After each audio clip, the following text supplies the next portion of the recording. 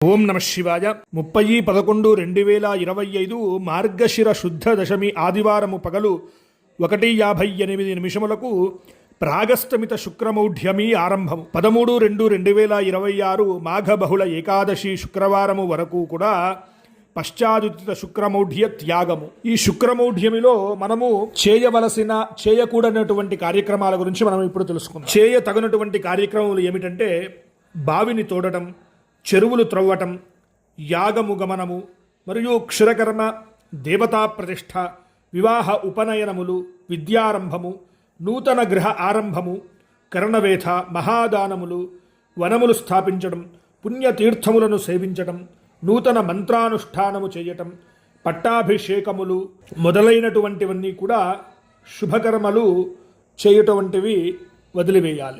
తగిన కార్యక్రమముల గురించి ఇప్పుడు తెలుసుకుందాం.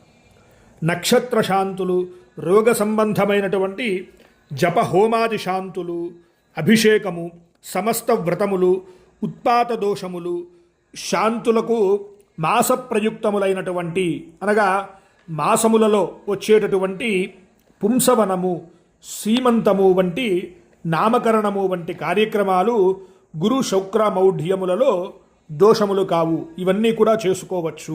ఆధ్యాత్మికపరమైన విషయముల కొరకు మన భక్తి సాధనా ఛానల్ని ప్రతి ఒక్కరూ కూడా సబ్స్క్రైబ్ చేసుకోండి, షేర్ చేయండి, లైక్ చేయండి, కామెంట్ చేయండి.